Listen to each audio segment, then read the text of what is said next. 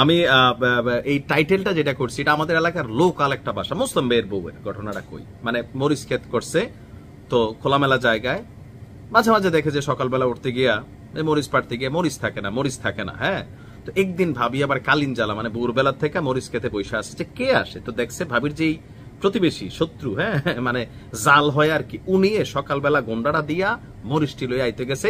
এরপরে ভাবি এমনি ধরছে, দইরা আবার চুলের মধ্যে 2-4টা দিছে, ভাবি মনে করছে মাইর খেয়ে ঠিক হয়ে যাইব। এরপরে 2-3 দিন মরিচে আর কোনো ডিস্টারবেন্স হয় না, আবার হঠাৎ করে মরিচ নাই, আবার ভাবি একই পদ্ধতি অবলম্বন করে দেখে যে এবার মরিচের গাছিকে জানি তুলা লায়। এরপরে যাইয়া দেখছে হাতে নাতে এই জালের ঘটনা। তো আমাদের ভিডিওর সাথে এটার মিলটা কোথায়? ওই ভাবি একটা ডায়লগ দিছিল, মাইর খাইও লাইনে আছে না তাই আবার চুলের মুডিডি খুললা লাইব, এমকে দেখো এটা ভায়োলেন্স ক্যারেক্টারে যাইব। তো যাই হোক, ভিপি নূর শর্ট টাইম মেমোরি লসে আছেন। রাশেদ বলছিলেন যে গজনী ছবির আমির খানের মতন অবস্থা। আমরা দোয়া করতেছি আল্লাহ যেন ভিপি নূরের পুরো মেমোরি ফিরানে। কিন্তু দেখেন, মেমোরি অর্ধেকটা থাকুক না থাকুক, ওই যে আমির খান যেমন নায়িকারিকে মারছিল, হ্যাঁ একটা গানের সুর আছে কিরকম, ভালো লাগে এটা, শুনেন। হ্যাঁ, তো এই সুরটা এরকম আমরা যখন দেখতাম যে গজনীতে হঠাৎ করে তার মেমোরি আসতো, লারা দিত। তো ভিপি নূরের শর্ট মেমোরির মধ্যেও ওই যে ভিলেন জাতীয় পার্টি তাদেরকে কিন্তু বলে নাই, হাসপাতালে শুইয়া শর্ট মেমোরির মধ্যেও কঠিন ডায়লগ দিছে। হ্যাঁ, বলতেছে যে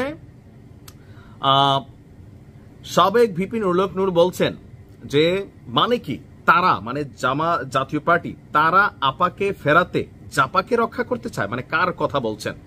গতকালকে ফেসবুকে দেওয়া এক পোস্টে ভিপি নূর লিখছেন, তার মানে তারা আপাকে ফেরাতে জাপাকে রক্ষা করতে চায়। কারা? 2009 থেকে 2025 গুম খুন বর্বরতা ভুলে যাইয়েন না।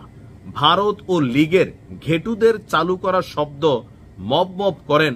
গত 1 বছরে উল্লেখযোগ্য কয়টা মব কারা কোথায় করেছে? মানে ভিপি নূর তো নিজেই তো কইতো মব সংস্কৃতি, মব কালচার, মব সরকার, বুঝলাম না, এটাই মানে শর্ট টাইম মেমোরি লস। আচ্ছা, তারপরে বলছেন জুলাই যোদ্ধাদের এই আওয়াজটুকু না থাকলে আর সরকার প্রধান ডক্টর ইউনূস ছাড়া অন্য কেউ থাকলে টের পেতেন মব কাকে বলে, মবের প্রভাব কি। শেষে লিখেছেন, বাংলাদেশের ভবিষ্যৎ অস্তিত্বের জন্য আপা জাপা লীগ নির্মূলের বিকল্প নেই। এই জায়গাটাই বলছিলাম যে ভুলে নাই, আওয়ামী লীগকে নির্মূল করতে হবে, জাপাকে নির্মূল করতে হবে, আপাকেও। দয়া করে এখানে সুশীলগিরি দেখায়েন না।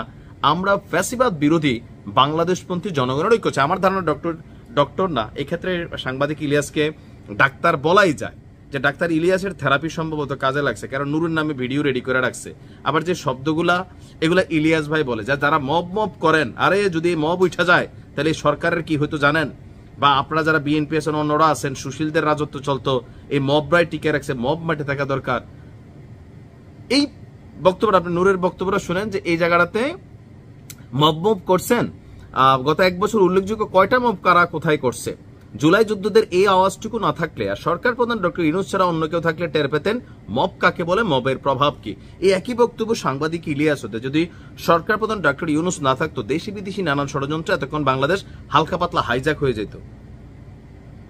মানে অনলাইনে কি এরকম চিকিৎসা দেওয়া যায় নাকি মানসিক ট্রিটমেন্ট করা যায়, কোনটা? যাই হোক, এখন নূর তার মানে মোটামুটি সুস্থ আছে, অথবা শর্ট টাইম মেমোরি লস হইলেও ফুল টাইম মেমোরি যেটা থাকা দরকার এটা নূরের আছে, আলহামদুলিল্লাহ। তবে যে আওয়াজ দিচ্ছেন, অনেকে লিখছেন যে মাইর খেয়েও ঠিক হয় নাই, আগের জায়গাতে আসছে, বা এক একজন ভাই বাংলাদেশ আপনি দেখেন এখন তো নতুন শব্দ আসছে, পট বাহিনী।